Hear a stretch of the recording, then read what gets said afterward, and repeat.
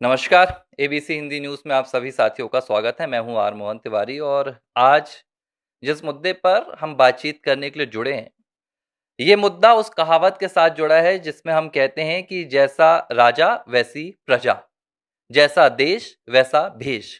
लेकिन ये जो देश है, ये मैं भारत की बात नहीं कर रहा हूँ और ये जो राजा है, ये मैं भारत के प्रधानमंत्री नरेंद्र मोदी की बात नहीं कर रहा हूँ, बल्कि इस कहावत का इस्तेमाल मैं कांग्रेस पार्टी के परिप्रेक्ष्य में कर रहा हूँ। राहुल गांधी ने 2014 के बाद से जब कांग्रेस को लीड करना शुरू किया, कांग्रेस के चेहरे के तौर पर वो नेतृत्व करने सामने आए, तो उन्होंने जो सबसे बड़ी एक कांग्रेस में बदलाव की लहर लाई, वो थी अपमान की। कांग्रेस ने एक नया तरीका बनाया और कांग्रेस ने इस तरीके में अपमान करना शुरू किया। किसका अपमान? अपने विरोधी दलों का अपमान, अपने विरोधी नेताओं का अपमान। और पार्टी के भीतर भी अगर कोई बगावत करने की कोशिश करता है या पार्टी के हित में किसी हाईकमान के खिलाफ बयान देता है, तो उसका भी अपमान करो। यहां तक कि ये पूरा सिलसिला देश की सड़कों से लेकर संसद तक राहुल गांधी चला रहे हैं। संसद के भीतर खड़े होकर राहुल गांधी अपमानित करने वाले शब्दों का इस्तेमाल करते हैं। देश की सेना को अपमानित करना, देश के प्रधानमंत्री को अपमानित करना, राष्ट्रपति को अपमानित करना, स्पीकर को अपमानित करना, राज्यसभा के सभापति को अपमानित करना, डेप्यूटी सभापति को अपमानित करना, सबको। वो उदाहरण मैं आपको दूंगा। जगदंबिका पाल को क्या कह रहे थे राहुल गांधी कि आप मेरी पार्टी के थे।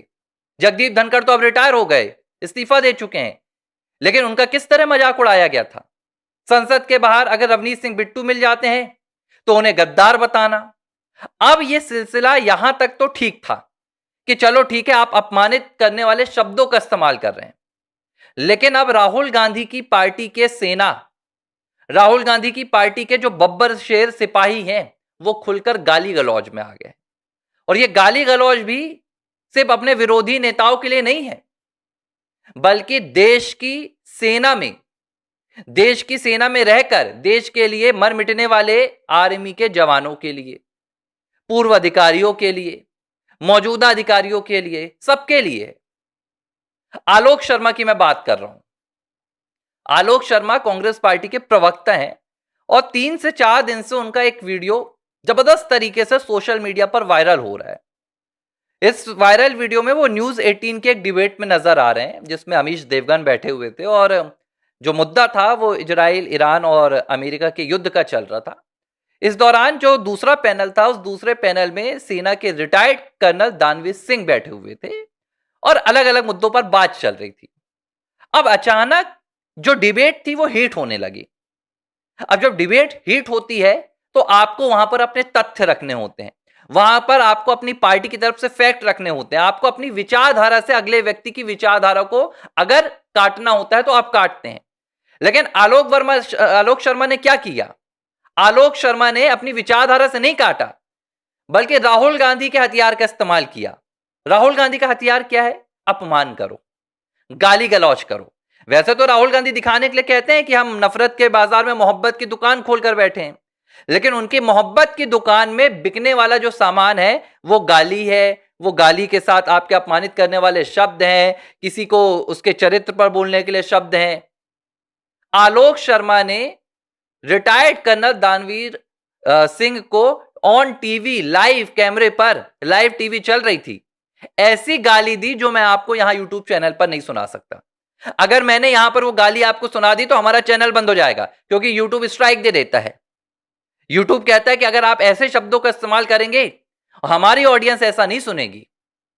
ऐसे शब्दों का इस्तेमाल कांग्रेस पार्टी के प्रवक्ता कर रहे हैं। और अचरज की बात क्या है? माफी मांगने की बजाय या कांग्रेस पार्टी के हाईकमान की ओर से इन्हें सस्पेंड करने की बजाय, इन पर कार्रवाई करने की बजाय, आलोक शर्मा कह रहे हैं कि अगर कोई कांग्रेस के खिलाफ बोलेगा तो हम कांग्रेस का अपमान बर्दाश्त नहीं करेंगे। यानी कि कांग्रेस के खिलाफ अगर कोई बयान देगा तो लगता है राहुल गांधी इनको बोलकर रखें कि जाओ उसको गाली बको। और ये तब हो रहा है जब ये विपक्ष में है। अगर सोचो कि ये देश की सत्ता में हो और फिर कांग्रेस के खिलाफ कोई बयान दे तो ये क्या करें? ये तो उसको जेल में डलवा दें। पुरानी रीत रही है, पुरानी परंपरा रही है, 75 से चल रहा है। इमरजेंसी क्या था? यही था, हमारे खिलाफ बोलना, आपको जेल में डलवा देना। वही परंपरा को, अपनी दादी की परंपरा को राहुल गांधी भी आगे चलवा रहे हैं, प्रवक्ताओं को साफ निर्देश दे के रखे हैं।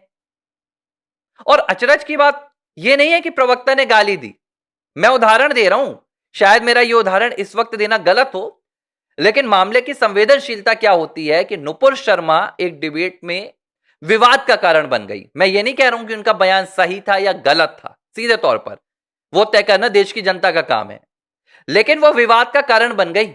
भारतीय जनता पार्टी ने उन्हें निलंबित कर दिया। यह होता है एक्शन। कोई भी भाजपा का अगर नेता हो, विधायक हो, सांसद हो या प्रवक्ता हो, गलत शब्द का इस्तेमाल करता है तो भाजपा उस पर तत्काल एक्शन लेती है। अब मैं उदाहरण दे रहा हूं, प्रधानमंत्री नरेंद्र मोदी ने संसद में अपने अभिभाषण के दौरान, अपनी डिबेट के दौरान अपने एक शब्द का इस्तेमाल किया था जिसमें उन्होंने खुद संसद में माफी मांगी। बंकिम दादा के लिए, बंकिम बाबू के लिए प्रधानमंत्री नरेंद्र मोदी के मुंह से बंकिम दा निकल गया था जब वंदे मातरम पर चर्चा चल रही थी। टीएमसी के एक सांसद ने टोका, क्योंकि बंकिम दा यानी बंकिम भाई होता है, तो आप बंकिम भाई उन्हें नहीं कह सकते, सम्मान उनका बहुत ऊपर है। प्रधानमंत्री ने वहां पर तत्काल माफी मांगी और उन्होंने कहा सॉरी, मैं अपने शब्द वापस ले रहा हूं, उनका पूरा सम्मान है। यह भाजपा की सोच है। और इनके प्रवक्ता आईटी सेल ये सिर्फ इस विचारधारा से चलते हैं कि आपको अपमानित करना है, आपको गाली देनी है। सुप्रिया सिन्हा, मुझे याद है जब कंगना रनौत भारतीय जनता पार्टी की प्रत्याशी बनी मंडी से, तो सुप्रिया श्रीनेत ने इतनी गिरी हुई बात कंगना रनौत के लिए लिखी थी और ट्वीट करके लिखा था कि मंडी में भाव क्या चल रहा है। किसके लिए लिखा था? कंगना रनौत के लिए लिखा था। खुद महिला है, लेकिन महिलाओं के प्रति इनका आचरण कैसा है? बाद में उन्होंने कहा कि मेरा ट्विटर अकाउंट हैक हो गया था। हैक करने वाला आज तक मिला क्या? हैक करने की आपने कहीं कंप्लेंट लिखवाई क्या? 2 साल हो गए 2024 के, आज तक हैकर नहीं मिला। क्यों मिलेगा? क्योंकि हैक करने वाला ट्विटर अकाउंट वाला नहीं था। हैक तो आपकी विचारधारा हो गई है, एक परिवार के तानाशाह के हाथों, और यह सब कुछ पार्टी के मुखिया के निर्देशन पर हो रहा है। दुख की बात यह है, जिस तरह की अभद्र भाषा का इस्तेमाल राहुल करते हैं, वही अभद्र भाषा का इस्तेमाल अब उनकी पार्टी के कार्यकर्ता, प्रवक्ता और नेता कर रहे हैं। बिहार में प्रधानमंत्री नरेंद्र मोदी की मां को चाहे गाली देने की बात हो, राष्ट्रपति द्रौपदी मुर्मू के लिए अपमानजनक शब्दों का इस्तेमाल करने की बात हो, मल्लिकार्जुन खड़गे की भी भाषा बदल गई है, मैं कई दिनों से सुन रहा हूं। वो भी इसी तरह की बातें करते हैं जिसमें एग्रेशन नजर आए। एग्रेशन हो भैया, अटल बिहारी वाजपेयी से ज्यादा एग्रेसिव नेता कौन था? लेकिन कहीं एक शब्द उनका ऐसा दिख जाए जहां पर शब्दावली से हटकर उन्होंने एक ऐसे तुच्छ शब्दों का इस्तेमाल किया हो। गली में चलने वाले जो मवाली होते हैं ऐसे शब्दों का इस्तेमाल नहीं करते जैसे शब्द राहुल गांधी और उनकी पार्टी के नेता कर रहे हैं। लेकिन ना तो अफसोस है, ना दुख है, बल्कि राहुल गांधी को इस पर गौरव होगा। हो सकता है आलोक शर्मा को बुलाकर राहुल गांधी जैसे अपने यूथ कांग्रेस के नंगे कार्यकर्ताओं का सम्मान कर रहे हैं, वैसे ही आलोक शर्मा का भी करते हैं। एबीसी हिंदी न्यूज, आज ही जुड़िए हर खबर के साथ।